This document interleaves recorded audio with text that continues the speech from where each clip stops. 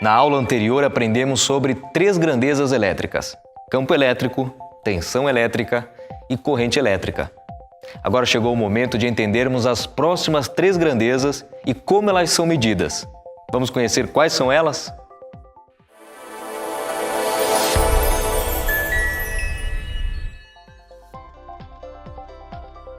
O campo magnético cerca materiais com corrente elétrica e é detectado pela força que exercem sobre materiais magnéticos ou cargas elétricas em movimento.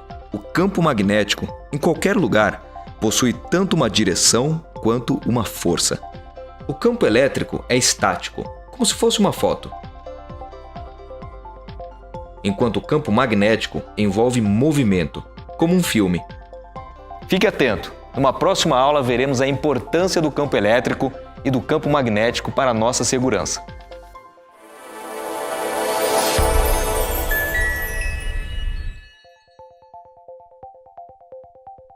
A resistência elétrica é a capacidade de um corpo qualquer se opor à passagem de corrente elétrica, mesmo quando existe uma diferença de potencial aplicada. Para entender como isso acontece, temos que relembrar que os átomos trocam elétrons, aqueles que estão na última camada. Além disso, lembre-se também que durante essas trocas de elétrons, alguns deles são perdidos, ficam livres. Com isto, chegamos à ideia de materiais condutores e materiais isolantes. Os materiais condutores são aqueles onde há mais facilidade para a movimentação desses elétrons livres. Por outro lado, os materiais isolantes são aqueles que apresentam dificuldade à passagem de elétrons por eles. Então, a resistência elétrica é a dificuldade que um corpo impõe à passagem de corrente elétrica por ele, mesmo quando existe uma força empurrando cada elétron que constitui esta corrente elétrica. A resistência nos permite tomar banho quente e que nossa roupa não esteja amassada. No que se refere ao nosso trabalho, a resistência elétrica está diretamente ligada ao efeito Joule, que causa o que chamamos de ponto quente na rede.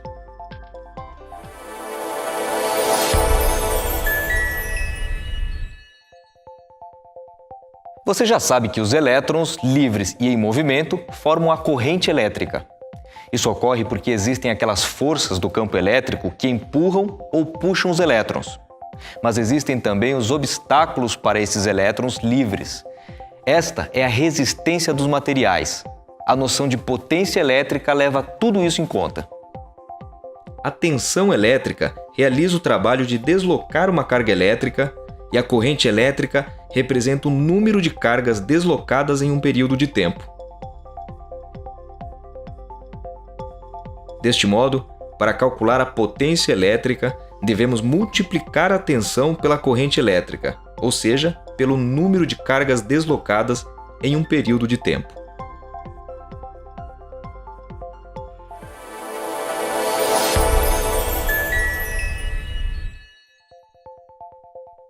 Para terminar esta aula, vejamos quais são as unidades de medida para as grandezas que acabamos de aprender. Em primeiro lugar, você precisa saber que não há uma unidade de medida nem para o campo elétrico, nem para o campo magnético. Mas temos unidade de medida para medir a tensão elétrica, que é o volt, representado pela letra V.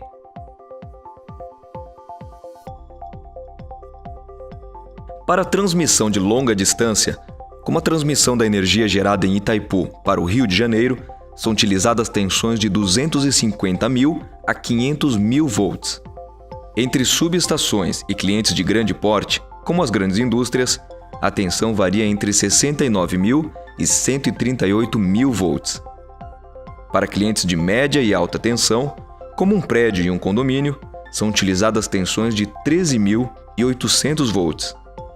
Para clientes de baixa tensão, como nossa casa, são utilizadas as tensões de 110 ou 220 volts no caso da Ampla e 220 ou 380 volts no caso da Coelce. A unidade de medida da corrente elétrica é o ampere, representado pela letra A. O aparelho utilizado para medir a voltagem e a amperagem é o alicate volt-amperímetro. A resistência elétrica, por sua vez, possui uma unidade de medida chamada ohm, que é representada pela letra grega ômega. A resistência elétrica é medida com um aparelho chamado ohmímetro. A unidade de medida da potência elétrica é watt, representado pela letra W, e a sua potência é medida com o wattímetro. Para finalizar esse momento, mais uma dica de saber viver. Lembre-se sempre de que somos parte de um todo maior. Por isso, é nossa responsabilidade cuidarmos uns dos outros. Esteja atento às necessidades das pessoas à sua volta e não deixe de ajudar ou de pedir ajuda quando necessário. Um abraço e até a próxima aula.